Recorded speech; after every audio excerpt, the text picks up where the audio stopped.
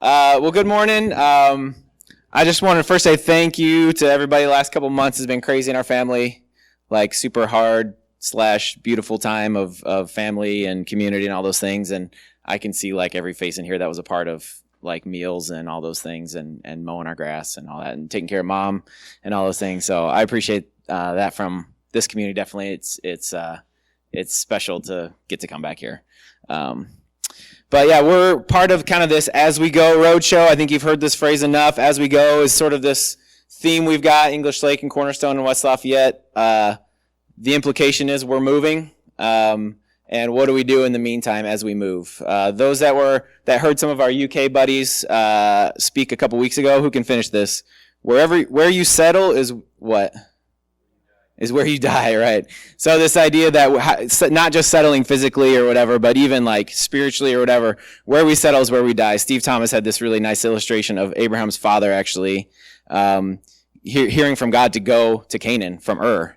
It wasn't Abraham that got the first call, it was his dad. And they left, but then they stopped halfway because they found this really nice place called Haran that had grapes and lushness, and they stopped there. And the very next line is that Haran died, basically. So then Abraham was the one that kind of carried that on. So this idea of settling and what that looks like. We're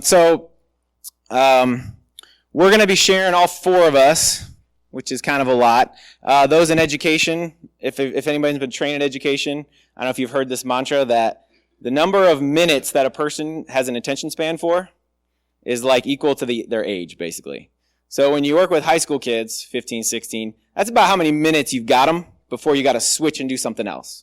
So if you have like 2-year-olds or 3-year-olds at home, hopefully that explains a lot. Like, it's about all you got them for before you need to switch it up. So that's what we're doing here. And actually in church, it's probably half of that. So that's why we're going to move about every 10 or 15. We're all going to kind of share a bit. I'm going to intro a little bit, just kind of big picture stuff of nations. This is what we want to talk about today, is kind of missions and nations.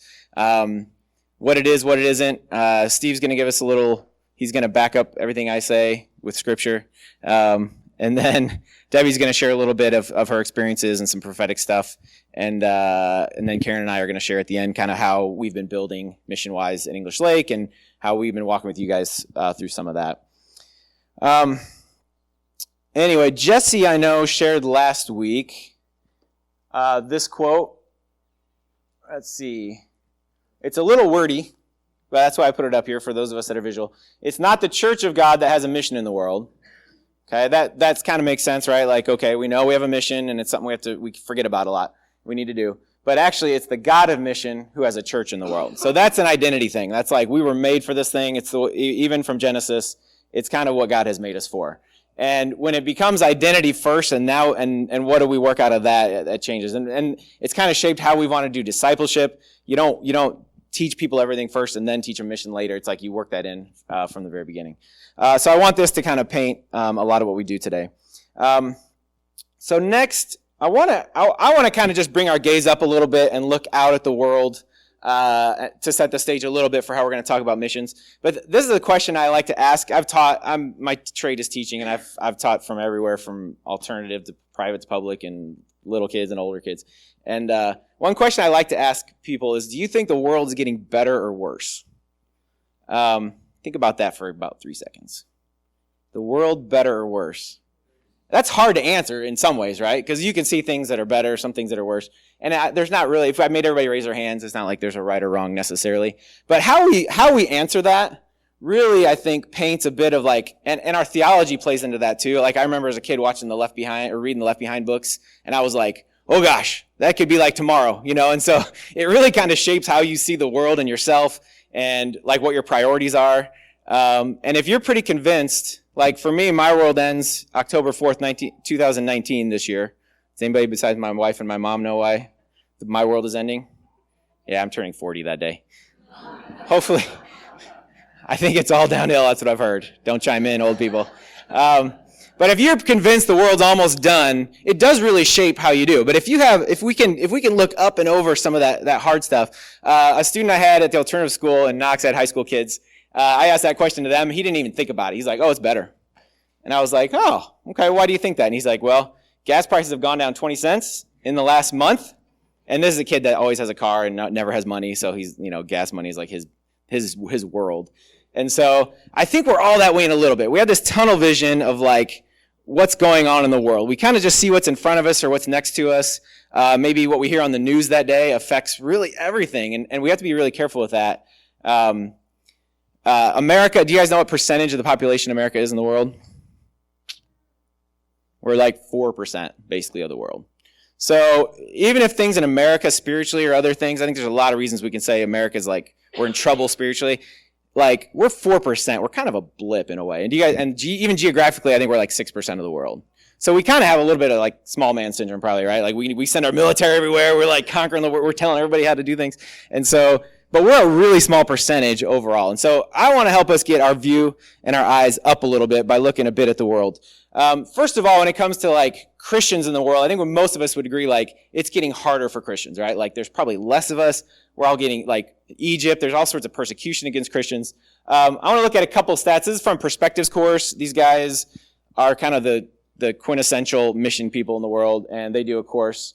But we're going to look at the ratio of non-Christians and nominal Christians to practicing Christians worldwide. Okay? I know that's a kind of a mouthful. Basically, we're going to say how many like practicing Christians in the world, not just people who say they are or born, in a church or something. That'd be weird if you were born in a church. Sorry. If you're born into a family that goes to church. But people who would say, they define practicing Christian like you attend church at least a few times a month. You would verbalize, yes, I believe in Jesus. He died for my sins, those kind of things. There's actually about twice as many non-practicing Christians in the world than practicing, the stats would say. People that just, if you look around the world, you find people that are kind of identity Christians, but they don't really know what that means. So we're going to look at how many practicing Christians compared to how many non-Christians and non-practicing Christians, basically. I know it's a bit confusing. So in the year 8100, few decades after Jesus, there was one practicing Christian for 360 either other religions or people that said they were Christian but didn't really follow Jesus. Okay? Unfortunately, he's walking uphill with that giant boulder on his back. But 900 years later, hey, it's better, right? A little bit better. In the year 1000, Islam has swept through the Middle East and Northern Africa by then. But still, there's one Christian now for every 270 in the world. That's pretty overwhelming. We're still under 1%, right? Like a third of a percent or something. 500 years later, in the Middle Ages here, the Dark Ages, all that fun stuff, it's made a pretty huge jump, 1 to 85. So we're over 1% right now, right? By 1900, a lot of mission movements have swept through Africa now and through China, and it's to 1 out of 21. And who can do percentages in their head? What is that? Yeah, 5%, maybe 4 or 5%. So that's something. This is practicing Christians in the world. We're getting close to today. By 1970, that's become 1 out of 13. We're up to I better be careful, 6%, 7%. And many of you would probably say, what happened after the 70s? Boo! We're going to take a nosedive, right? Those of you that lived through the 70s. I lived through 2 months of the 70s. But actually today, 2010 is the best data we have on this. We're here. 1 to every 7. So that's like 1 out of 8 total. Like 12%-ish. So looking at this, I think there's one reason to say, wow, the gospel, like the kingdom is happening. It's moving in, right?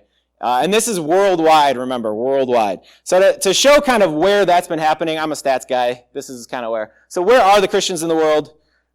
If you're over 60, you might have to put your glasses on at this point. My font's a little small.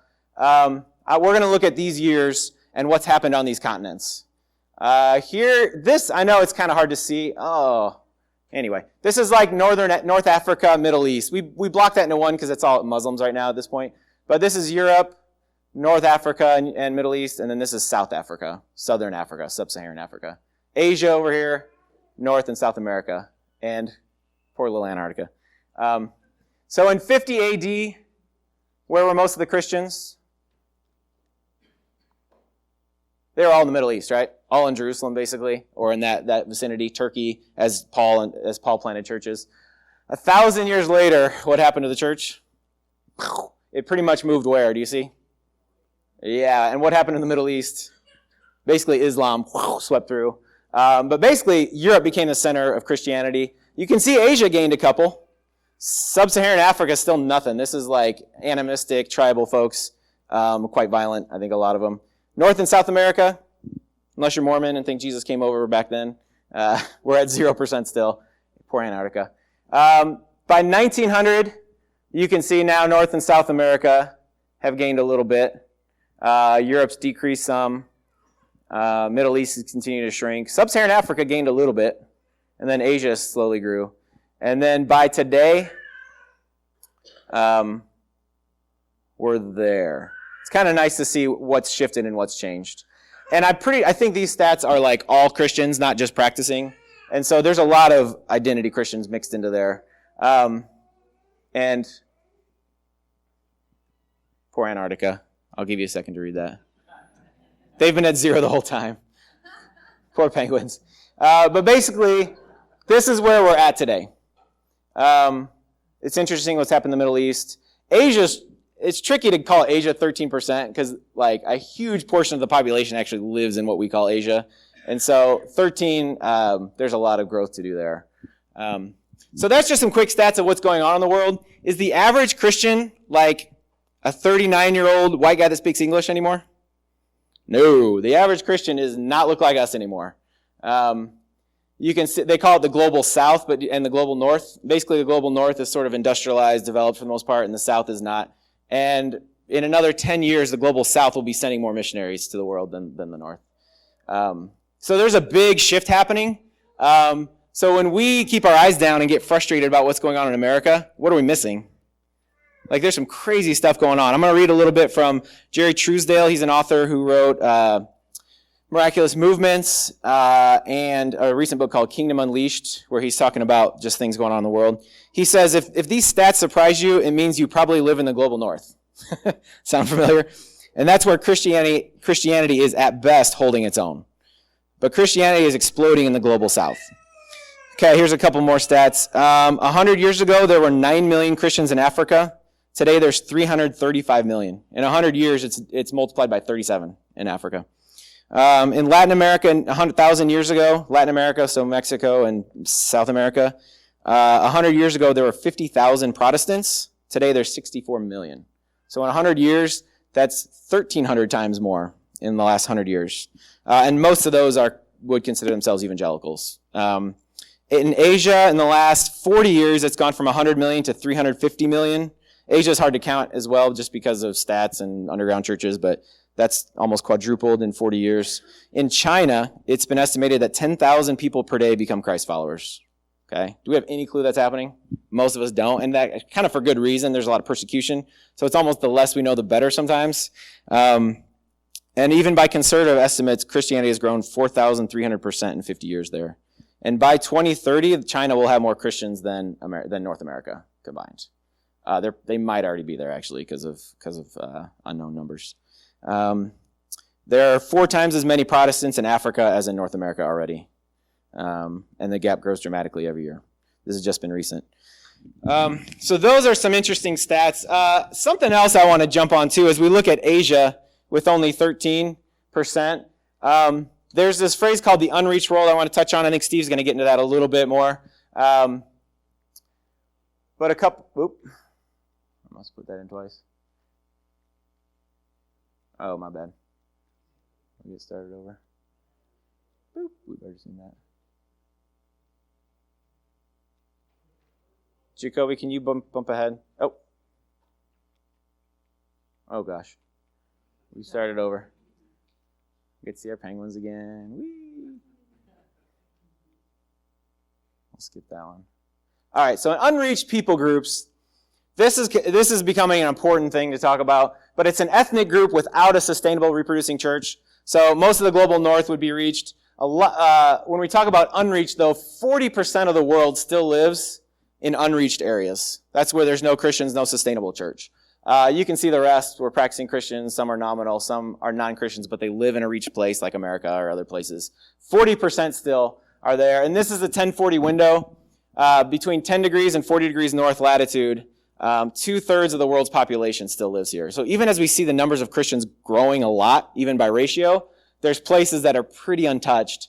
95% of the world's unreached are there, 90% of the world's poorest. So there's really an interesting combo. And probably more starkly, this is where we send our missionaries, which is a little embarrassing. The left side is like people in the world. So there's a little more Christians and Muslims in the world. Then there's non-religious and Hindus and folk and Buddhists. The guy on the right is where we send our missionaries to. So who are we sending most of our missionaries to? Like Christian people, yeah. We're doing that well. And then look how tiny all the rest of them are. So these unreached places are really not being touched. And I mean, it's some good questions. Why? Why are we not sending hardly anyone to these unreached places? If we look back at the map, good Lord, look at what are the languages spoken in these places? All sorts of different tribal languages. There's tens of thousands of people groups represented in these languages. Think of the culture. Think of how far it takes to get there. The danger. It's pretty dangerous in some of these places. So it does make sense in some ways why that's happened. One thing I want to finish with before I give this to Steve Lucas is I know sometimes when we get excited there's a few of us excited about unreached places in the world, I know. And it can be tricky because not all of us are called to like go to those places. And we can try to put all our eggs in one basket. And we get to this like either or mentality where it's like, oh, so if you want to go overseas, that must mean we ignore our communities or our towns. And that's not the Jesus I follow. Like, we have a neighbor who's a single mom and she's from another country, doesn't know what mowing a yard looks like or what that means. And so I've been mowing her yard here and there. And it's not like I go to mow my yard and I just ignore my kids all day and don't pay attention to them. It's like, even better if I can get my kids involved in that, it becomes a both and gospel of like, not just one or the other. We do that politically. We do that in relationships. We think it's got to be one or the other. But it's this idea that Jesus taught us, I think, that both and. Was Jesus God or human? It's like, oh, he was actually both. And I think we still don't understand each of those, how big each of those are. Or did Jesus come to judge or to love? It's like, yeah, I guess. Yes, both. And actually he forgave us first before he even judged us. That was very nice of him. And so that kind of idea, I want to really push on that today as I finish, is that we don't have to pick one or the other. If we find our churches like, wow, it's been a while since we served, the teachers at school, or since I've taken cookies to my neighbors. Like, gosh, that's God's heart. We should probably work on that as a church. Or if it's been a while since you've thought or touched or funded or anything unreached people groups around the world, it's probably time to say, gosh, maybe we should push on God a little bit and see what's going on in there. And that's a fun part, I think, of walking together as churches, is that we got to get out of our center. We got to get out of and Haran or wherever we're settling and find the edges. And we got to have each other to help us with that, to find out where those edges are. That's where the margins, it's kind of where growth happens, and it's where life is going to happen. So cool. I'm going to hand off to Steve. Did you all pay attention? 15 minutes, I hope. We made it. And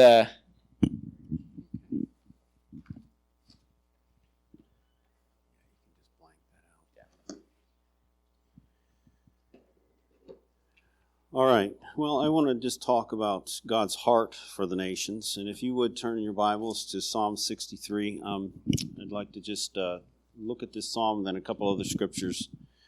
But we know that when we're talking about the peoples of the world, there's a verse in Peter where he says that God is not willing that any should perish. This is the heart of God. And one of the greatest missionary verses in the Bible is John 3:16, that God loved the world so much that he sent his only begotten Son, that whosoever believes in him should not perish but have eternal life. This is God's heart for the nations. And of course, when Jesus came, Jesus was Jesus was the greatest missionary that ever came. And Israel was his mission field. But Israel thought it was all about them. And that's always our tendency. We tend to think that the people that we live amongst are the most important. And it's hard for us to expand our heads or brains big enough to actually start catching what God's heart is for the nations. And one of the Psalms that I've just been sort of God has sort of captured me is this Psalm 63. And it's not necessarily a mission psalm. It actually is a psalm that really strikes and really along the lines of what Dennis shared about the desert places. And I'm reading in the New American Standard, so it uses these and thous, but I'm going to read it that way anyway.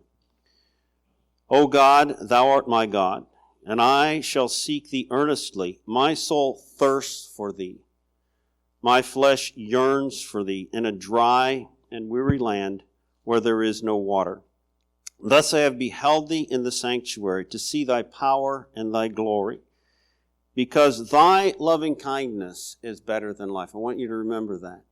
Your loving kindness, O Lord, is better than life. Or in some versions it might read steadfast love. My lips will praise thee. So I will bless thee as long as I live. I will lift up my hands in thy name. My soul is satisfied as with marrow and fatness, and my mouth offers praises with joyful lips. When I remember thee on my bed, I meditate on thee in the night watches, for thou hast been my help. And in the shadow of thy wings I sing for joy. My soul clings to thee, and thy right hand upholds me. What's interesting is that as we read about David, or the psalmist here, David, talking about living in a dry and weary land, this place of barrenness, this desert, that he's speaking of that in terms of fullness, of abundance, of satisfaction. And so what strikes me in that is that I want to live in such a way that God actually is the one who fills me, who satisfies me. And that's what David is talking here when he talks about my soul is thirsty for you. I want to cultivate a thirsty soul, but not just for the sake of being thirsty, but for the sake of desiring Him. Listen, I don't know about you, but sometimes it feels like we are living in a dry and barren place. But it's in the dry and barren place, if we know Him, that we can be filled, that we can experience this. But it's because we know Him that we can experience the abundance of God, even in a place that feels barren, even in a place that feels like a desert. And I think this is what the psalmist here is expressing. Because I know Him, I can be full in my soul. I'm not just talking about, and fat. I'm not talking about physically. I want to lose that, right? But full. There's a sense of this fullness of being satiated because of who He is, and because of walking, and because of my relationship with Him, even in a dry and weary place. And all of us get into this place of being thirsty. But all of us, listen to me, all of us actually can find our joy and our satisfaction in Him because we know Him. His loving kindness is better than life. I don't know if you've experienced that. I don't know if you can say that. The psalmist could. I can't always say that. You know what I'm saying? But it's true that His love is better than life. And I'm desperate for Him. But if we turn the corner, what about those who actually, and this is the heart of what Steve is sharing and what we want to share this morning. What about those that are living in a dry and barren place but without hope? You know, that's what struck me as I was reading this psalm the other day. I can have hope because I know Him, even when things around me don't look that great. But if I didn't have the Lord, it would be tough. It would be hard going. And that's how a large part of the world lives. They don't even know that there's a God. They don't even know who can fill them. They don't even know that there's a Savior who has died for them. They don't even know who Jesus is. And oftentimes the questions of lifting up our eyes to the fields and seeing the harvest, the fields that are white unto harvest, is this question of what about those that have never heard and that haven't heard yet? Turn with me over to Matthew chapter 9, and I'm going to finish up with 2 verses. Matthew chapter 9, this is, again, we hear Jesus' heart. And at the end of the chapter, verse 35, says this, that Jesus was going about all the cities and villages, teaching in their synagogues, proclaiming the gospel of the kingdom, and healing every kind of disease and every kind of sickness. And seeing the multitudes, he felt compassion for them, because they were distressed and downcast like sheep without a shepherd. Then he said to his disciples, the harvest is plentiful, but the workers are few. Listen to me. Do you know that the harvest is plentiful? I don't care where you're at.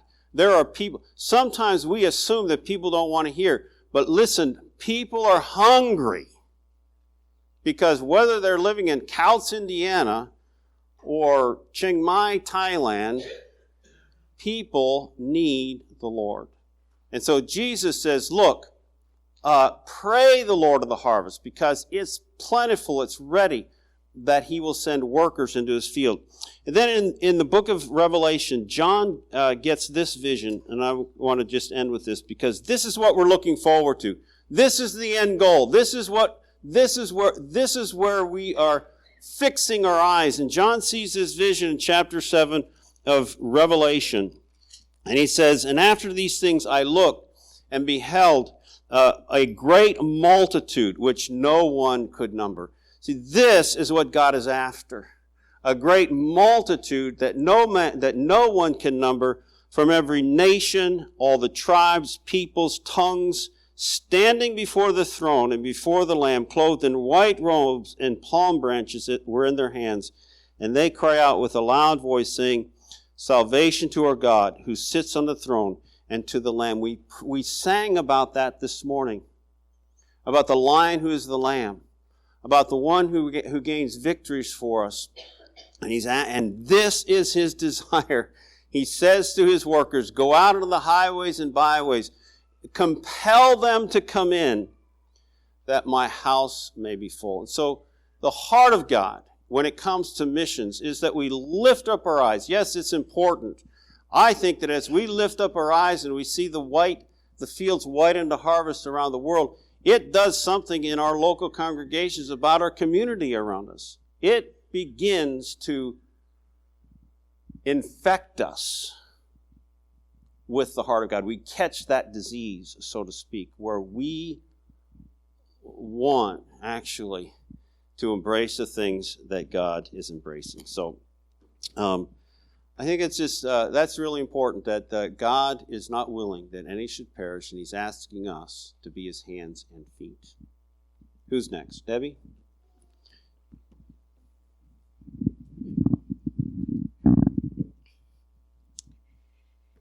Hi.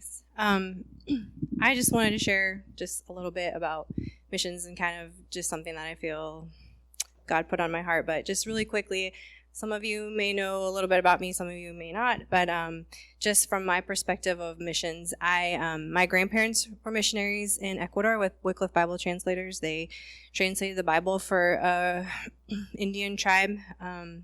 My mom grew up there, and my dad is from there, and they were missionaries there. So I grew up around a lot of different types of missionaries, raised by missionaries.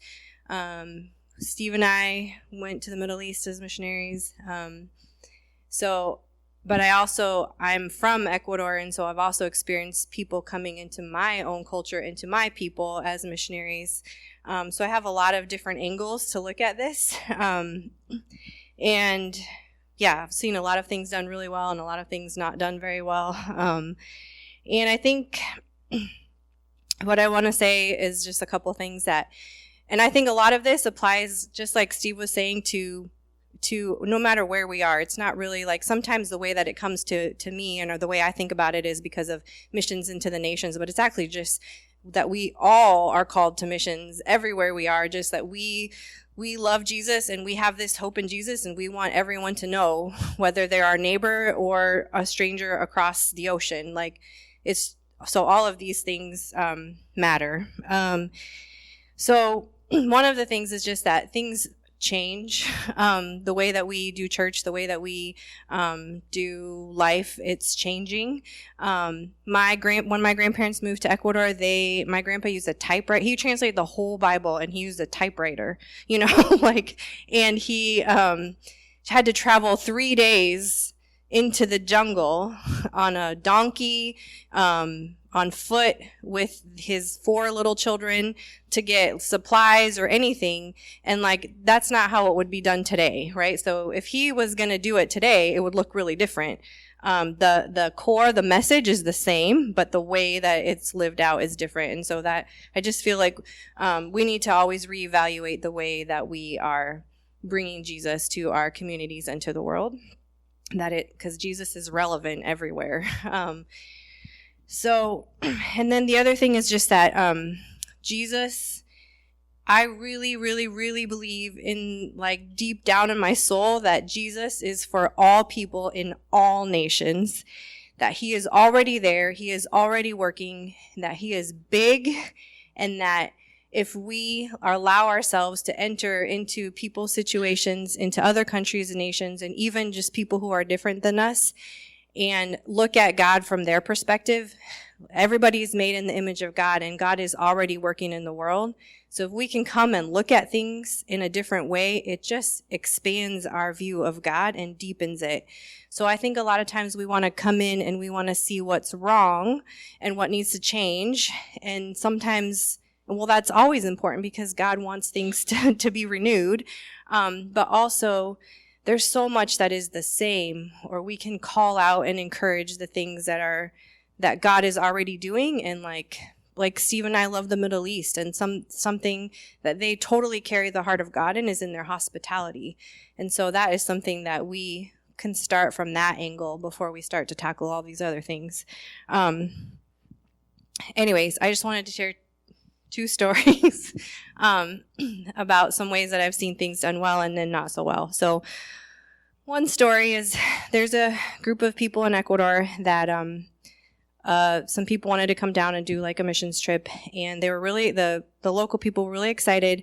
They just wanted they just love having people come and experience their culture and get to know them, and they have needs, but really they want people to come. But this group was no, we want to do something for you. We want to do something. And so finally they were okay, well, we really need this wall built. So they were great. So they bring this big group down and they built a wall. And then they left, and then another group heard, and they're oh, we want to come. And they're great, just come. And they're no, we want to do something. And so what this group of people realized was that for these white people to come, we have to give them a job. So they built and tore down walls. Every group would do something different. They would build the wall, and the next group would tear it down and build the wall, because they weren't listening to what the people actually needed and wanted, which was relationship, and not necessarily, I think sometimes it's yeah, well, we have something to give you, instead of let's just be with you and learn and see where God's working and listen. So then there's another story. I met this lady in Thailand just a couple months ago, and she runs a business there, and she has a heart for the red light district, but she's gone really slowly. She wants to get to know people, so she finds times to go down and see which of the girls are kind of leaning in, and she's befriending them, and not just coming and going, but actually I really want to get to know you, and waiting. And she's very intentional about saying I am not here to rescue anybody. Those particular area she's in, the girls choose to do what they're doing, and they choose to do it because out of necessity, but they are, they're not chained to it. They can leave. So she says I have, a job if you want it, but she continues to come, and she continues and continues, and it's long, and I'm sure she sees all the terrible things that she wants to change, but she knows that it's the long game. So through this process, she befriended a pimp, which was not what necessarily she set out to do, but she said it's a woman. She said, she's my actual friend, and it's weird, but we're friends. And finally one day, one of the girls said, you know what, I think I think I want to try the job that you're offering me. So she owns a coffee shop. So she's like, great. Well, through this, the pimp has realized that this lady actually does care about this community. And she has now called this lady several times, like 4 or 5 times, and said, hey, I have a new girl here. Do you want to give her a job instead of me? And she's like, yes. But that was a long, hard game that she had to play. I think it took over a year before one of the girls started trusting her. And it was long. It was a long game. It took a long time. It was through relationship, and it was through starting with, I'm sure it's hard to sit there and think, okay, like, I know you're made in the image of God. Like, I know there's something good here when you see so much of the bad thing. But look at the way it's paying off. I mean, she's changing these girls' lives, but she's starting at a place that maybe I would not have thought to start. So I think that's it, Steve.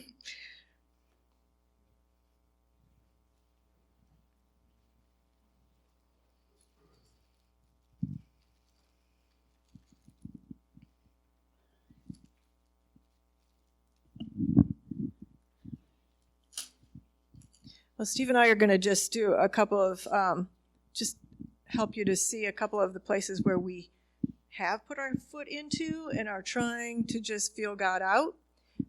Some places that we are more established.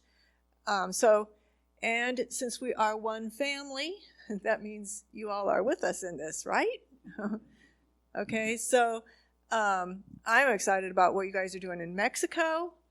You've been there for a long time. You've established a work there, and now it's like this last time when Art came back, we hear that the kids who were, from the school that you guys have established there are now going back into they've gone to college and they're going back into the community to share the gospel there and work with their own people, which is, woohoo, yes, that's the way it's supposed to happen, right? So we're excited about that. We have had a long-standing relationship with Nigeria, right? You guys also have you've had Roland here, and we've been back and forth. But I don't know if you understand, how that actually started. It was kind of that long, slow thing that Debbie was talking about. We sent people over. We developed relationship. And so...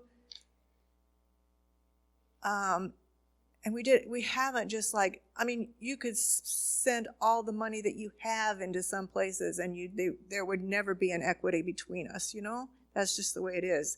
And I think a lot of times that's the way we'd like to do missions. It's easier just to throw them $1,000 and say, God bless you, than it is to develop that relationship like that took a year. That's hard work. And that's a lot of prayer and a lot of giving. But I love our relationship with Nigeria. And so, we have learned that the Nigerians have so much to give us. When you come back, when Roland comes and you listen to him and it's like, ooh, he says, there is more power in the fingernail of my little granddaughter than there is, and I can't remember what the rest of it is. All the forces of hell, And he says it in a way that I can't understand and obviously can't remember. But anyway, I got the impact of what he meant. The faith of those people is just so amazing. They have so much to share with us in their faith, in their worship, in their trust of God. But we have been able to give to them too. And it has been so awesome to see as it's gone back and forth. Do you know what we've given them?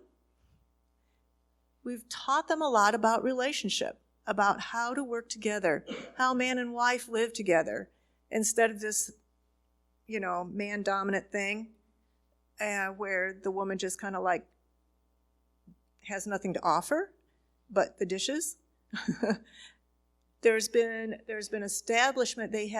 Roland has even said, we understand more about how God's heart is for people working together and being together.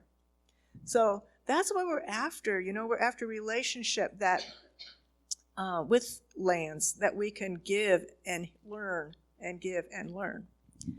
So Another place that we are putting our fingers out in is Thailand, and Debbie talked just a little bit about that already. But our first connection with Thailand is through Steve's sister, who is a missionary there, and their family. And so they have done the long, slow thing too. And Debbie is one that is making connections. Debbie, as in his sister. There are so Stutzman. Okay, I can't remember the Stutzman. I thought it was Lucas. Never mind. Anyway, so Debbie does a lot of the connecting, like with people like what Debbie was talking about with that coffee house. But when we went, like Debbie and Lowell have been here. The congregation has heard and has been one thing that is like the glamoring need there. Not glamour, but the overriding need there is like, wow, the sex industry, the just yuck, all that kind of stuff.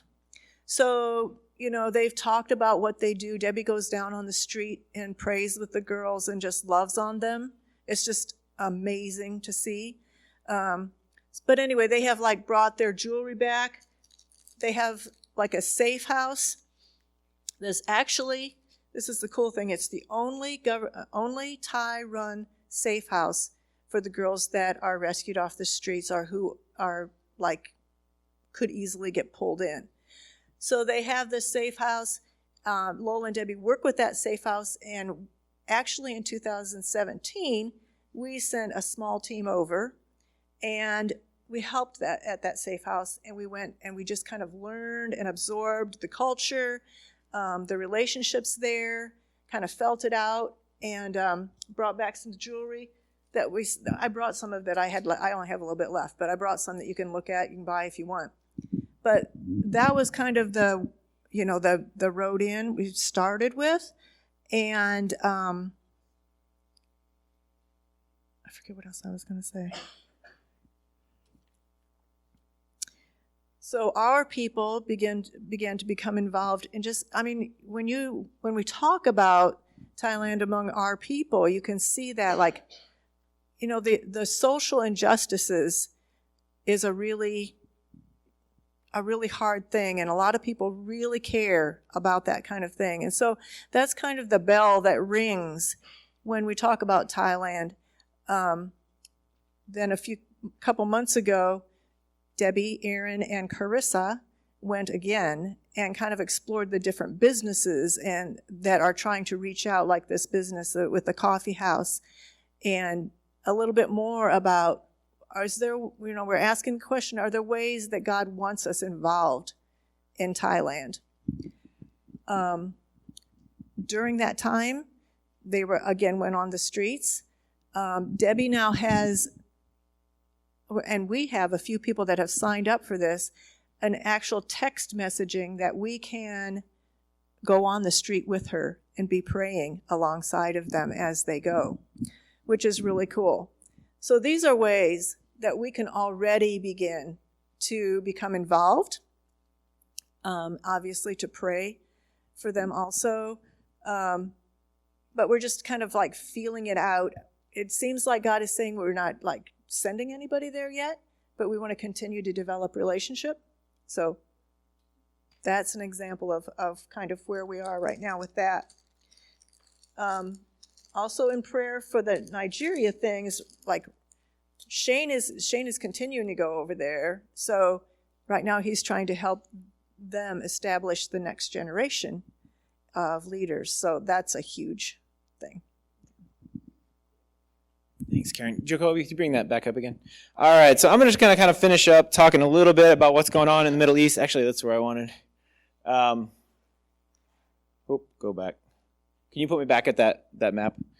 So one thing, I think, just to kind of sum this all up, I know we want to talk big picture missions, but I think it comes back, it connects to everything, our personal lives, who we're reaching out to in our communities. Like I've heard, a big question is, how do you hear from God? I think that's one of our, at English Lake, we've been talking a lot about that. Like, we want to hear from God when we disciple people, and we don't want to tell our young people what to do. We want them to learn how to hear from God on what to do. And so a lot of times when we're stuck or confused, I've heard some people say, do what God said last, right? So whatever he said last, like, keep doing it. Kind of one of my mantras has been, like, do what's kind of obvious, too. Like, we have a lot of addiction in Stark County. Do you think we need to spend 10 years praying about, should we pour into that and should we contribute? Like, probably not. You got a prison up here where Jay works and half of y'all work there, I think, still, right? Like, let's have like prayer meetings for years and try to figure, it's like right there in front of us. So not that the Middle East is just obvious, but we see this number, 0.5% of the Christians are there. Debbie and I speak some Arabic, like we have some connections there. And so, and then, we've heard God and prayed through a lot of that stuff. But that's just been kind of one of our MOs, is like, just open your eyes and what's around, like where are their needs, and let's just step into it and see what happens. And it requires a maturity to like to hold things loosely. And if God says no, like to let him go and to let him die. I think like good poker players, sometimes your best strategy is when to fold, right? We all know Kenny Rogers. Anyway, like sometimes knowing when to stop, like when God says no, that's okay. Like that's good and that's okay. When you have a school 100 feet away with teachers and students coming in every day, like, I wonder if we should serve there. Like, you guys have been amazing with that stuff. And so a couple years ago, Debbie and I had been back from the field for a couple years, and we started kind of investigating a little bit of what might be available for English Lake to get involved in the Middle East. That's a big question mark and kind of a big thing. And through some pretty interesting upside down things, but it took us kind of knocking on some doors and walking through some things. We got connected to a couple pastors over there and got to visit a couple times. You want to cruise? This is kind of stuck again. So we got to go with Seth and a few others. Is it stuck? There we go. Yep, right there. Oh. Yeah, you can go forward. Right there. Wait a minute. Was John there? Oh, that's right. He hasn't been with us yet. That's right. His son goes, and I've asked him multiple times, but he hasn't. That's right. Anyway, you can click ahead one more. It's stuck. So we got to meet this guy. He was just... That took me 30 minutes to figure out how to do that, John. No, not really.